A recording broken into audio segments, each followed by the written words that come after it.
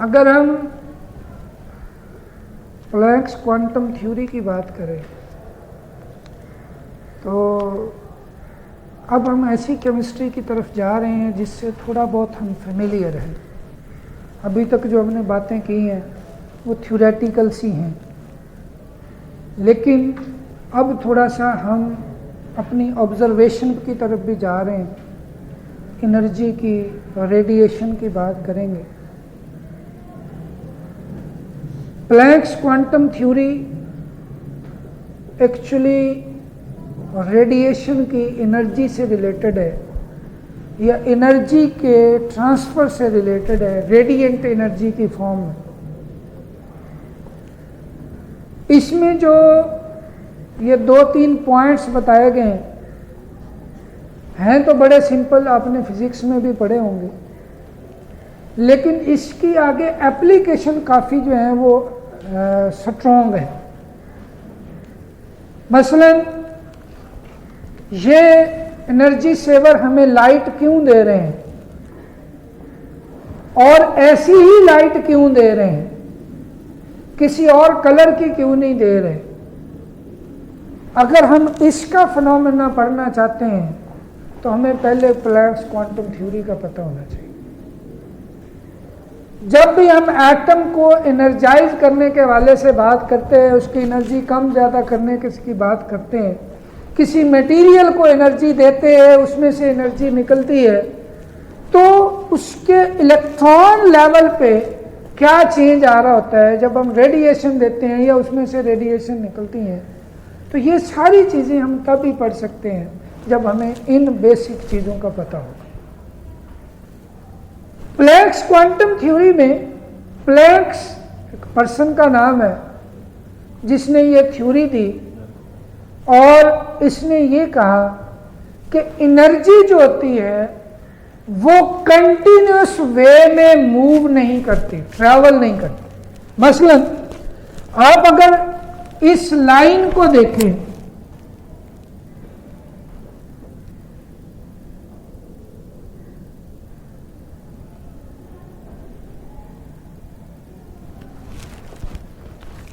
आपको बैठे हुए ये एक लाइन नजर आ रही है, जबकि ये लाइन नहीं है, मैंने डॉट्स लगाए। क्लियर होगी बात? अगर हम इसको डीपली देखें तो डॉट्स हैं, लेकिन आप बाहर से जब वहां से ऑब्जर्व कर रहे हैं तो ये एक लाइन नजर आ रही है। इसी तरह से रेडिएशन हमें लगता है कि कंटिन्यूअस है, मुसलसल रेडिएशन आ रही है, लेकिन प्लैंक्स ये कहता है कि ये कंटिन्यूअस नहीं है, बल्कि ये स्मॉल पैकेट्स ऑफ एनर्जी हैं जिनको क्वांटम कहा जाता है। क्या कहा जाता है? एक हो तो क्वांटम, एक से ज्यादा हो तो क्वांटम। यही वजह है कि ये प्लैंक्स क्वांटम थ्योरी कहलाती है। Energy travel in the form of small packets, या आप ये कह लें radiation. Radiation travel in the form of small packets of energy which are called quantum. ठीक है? और उन्हीं क्वांटम को या क्वांटा को अगर वो लाइट एनर्जी हो तो उस वक्त उसको फोटोन भी बोलते। क्या बोलेंगे? तो दो चीजें इससे हमें पता चली। एक तो क्या है जी, क्वांटम एक टर्म आई है, दूसरा फोटोन।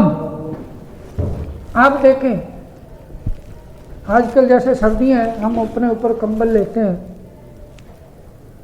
बिस्तर में जाते ही थोड़ी देर के बाद बिस्तर गर्म हो जाता है, हमारी बॉडी से हीट निकलती है, कंबल उसको बाहर नहीं जाने देता, उसको रोकता है। अब वो भी एनर्जी है जो हमारी बॉडी से बाहर ट्रेवल करती है।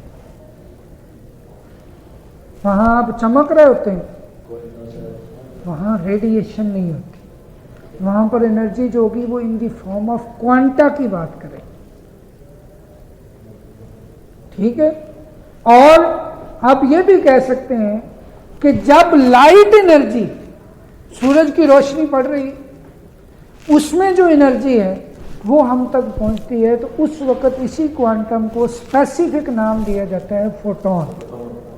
ठीक है, एक तो ये बात आपको पता होनी चाहिए। दूसरा, आप देखते हैं कि बाज लाइट एनर्जी ज्यादा जो है वो एनर्जी वाली होती है, बाज लाइट कम एनर्जी वाली होती है। आप इस रोशनी को ठंडी रोशनी कंसीडर करते हैं, आप ये चला लें, कमरे में फर्क नहीं पड़ेगा, या किसी जगह पे चला लें। लेकिन आप अगर वैसे जो दूसरा बल्ब होता है वो येलो वाला वो लगाएं तो उसमें वो गर्म हो जाता है एरिया, वो ज़्यादा गर्म होता है। एक्चुअली उससे निकलने वाली रेडिएशन की एनर्जी ज़्यादा होती है, इससे निकलने वाली रेडिएशन की एनर्जी, तो किसी वेवलेंथ, किसी रेडिएशन की एनर्जी कम होती है, किसी रेडिएशन की एनर्जी ज़्यादा होती है। तो एनर्जी किस पे डिपेंड करती है? यहाँ पे एक रिलेशन भी है कि energy of the radiation is directly linked with frequency of that radiation. ये म्यू जिसको हम बोलते हैं, ये सिंबल है फ्रीक्वेंसी का, कि जितनी ज्यादा फ्रीक्वेंसी होगी उतनी एनर्जी भी ज्यादा होगी, फ्रीक्वेंसी कम होगी तो एनर्जी भी कम होगी। अब देखें, जो मोबाइल में से रेडिएशन निकलती हैं, या जो रेडियो वेव्स होती हैं, जो जिनसे हम अटैच होते हैं एक दूसरे के साथ, वो उनकी वेवलेंथ बहुत ज़्यादा होने की वजह से फ्रीक्वेंसी बहुत कम है, इसलिए उनकी एनर्जी बहुत कम होती है। लेकिन होती ज़रूर है। जिसकी वेवलेंथ या जिसकी ये फ्रीक्वेंसी जो है ये ज़्यादा होगी, उसकी एनर्जी भी ज़्यादा होगी। आपको याद होगा, अगर कोई आप हॉस्पिटल में एक्सरे करवाने, तो वो कहते हैं कि जिस कमरे में सिर्फ पेशेंट हो बाकी निकल जाए। वजह क्या है कि वहाँ एक्सरेज होती हैं, और एक्सरेज की एनर्जी बहुत ज़्यादा होती है। वो आपके जो डिवाइड हो रहे होते हैं सेल, क्लीवेज वगैरह जो हो रही होती है ना, उसको वो टारगेट करते हैं। वहाँ पे वो म्यूटेशन टाइप हो सकती है सेल की, वो आपने पढ़ा होगा बायो वाले, रेप्लिकेशन वगैरह जब होती है, ट्रांसक्रिप्शन रेप्लिकेशन, तो वो डायरेक्ट जाके उसको अफेक्ट कर सकती है। उनके वो कोड्स जो होते हैं मैसेंजर आरएनए वाले, सर वो जिनको एक्सरे जिनका लेते हैं उनको भी होता है। हमारे यहाँ तो उसकी कोई प्रिकॉशन ही नहीं है, वो तो काम ऐसे चला रहे। हालांकि होना ये चाहिए कि उसको भी पूरे को कवर करने चाहिए, सिर्फ उस हिस्से को, जिस हिस्से का एक्सरे लिया जा रहा है उसको सिर्फ ओपन रखा जाए, बाकी सारे हिस्से को कवर होना चाहिए। लेकिन हमारे यहाँ ऐसा नहीं है।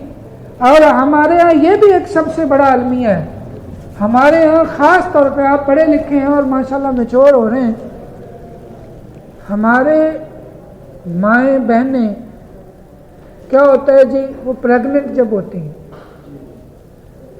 तो वो जी एक शौक होता है जी, बस जल्दी जल्दी तो हर 15 दिन बाद चेकअप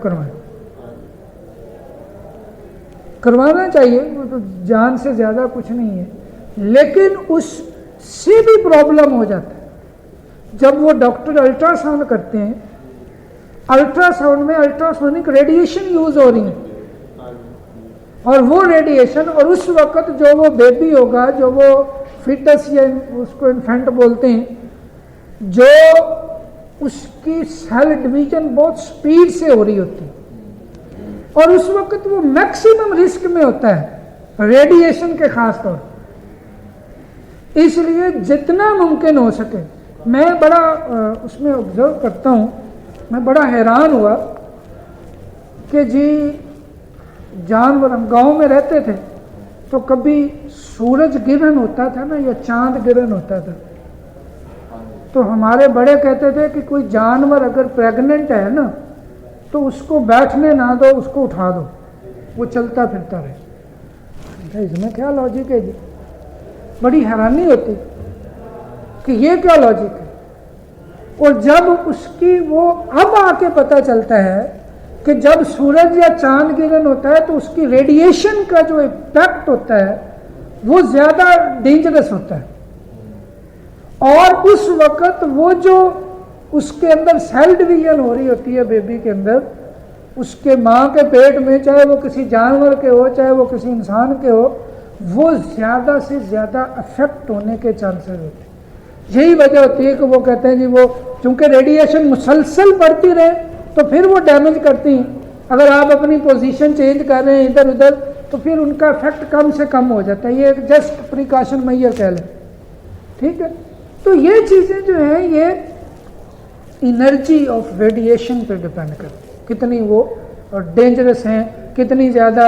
आप एक्स रेज हैं, गैमा रेज हैं, आगे हम पढ़ेंगे कुछ इनके बारे में, तो वो सारी जो है वो एनर्जी के साथ उनका क्या रिलेशन है इससे पता चलता। इसमें ये जो प्रोपोर्शनल साइन खत्म करें तो ये बन जाता है जी H mu. H is a Planck's constant. अगर आप अपने बुक्स पे देखें तो इसकी एक वैल्यू भी दी गई है 6.62 into 10 raise to power -34 joule second, ठीक है। ये एनर्जी की इसकी जो है वो प्लैंक्स कांस्टेंट की यूनिट दी गई। अब सम टाइम ये होता है कि हम फ्रीक्वेंसी यूज नहीं करते। आप ये फिजिक्स की चीजें आपको पता होंगी, फ्रीक्वेंसी किसकी इक्वल होती है, सी ओवर लैम्डा। तो इसी इक्वेशन को हम लिख सकते हैं कि E is equal to h c over lambda. एक ये इक्वेशन हमारे पास है, एक ये इक्वेशन है।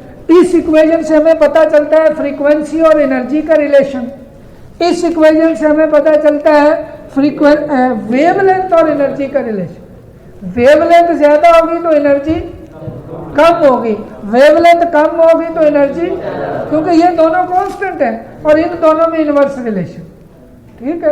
और अगर आप एक और चीज इसमें देखें कि वेव नंबर जो होता है वो 1 ओवर लैम्डा के इक्वल होता है।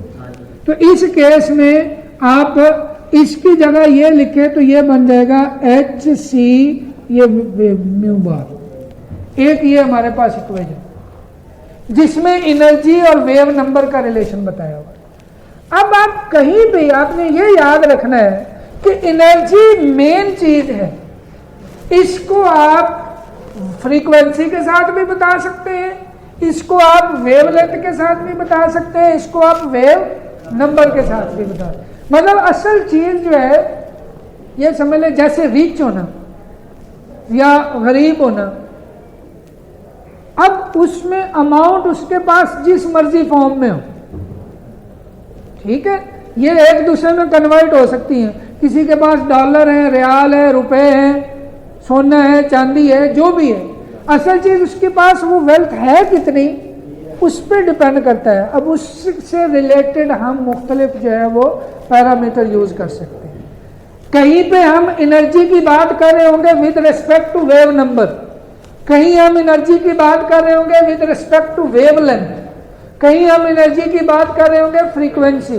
तो ये इक्वेशन आपको याद होनी चाहिए। इसमें से शॉर्ट भी आ जाता है, ये वाले जो है एमसीक्यूज भी पूछ सकता है। प्लैंक्स क्वांटम थ्योरी ओवरऑल ये इसके अंदर जो भी है ये पॉइंट्स में लिखे हुए हैं, 2-3 पॉइंट्स बने हुए हैं, इनको आपने एज सच याद कर लेना है। सम टाइम ये लॉन्ग में भी पूछा जा सकता है। यहाँ तक अगर किसी के माइंड में कोई क्वेश्चन हो, कुछ पूछना चाहते हो तो जी, कोई नहीं, चलो, thank you very much. Attendance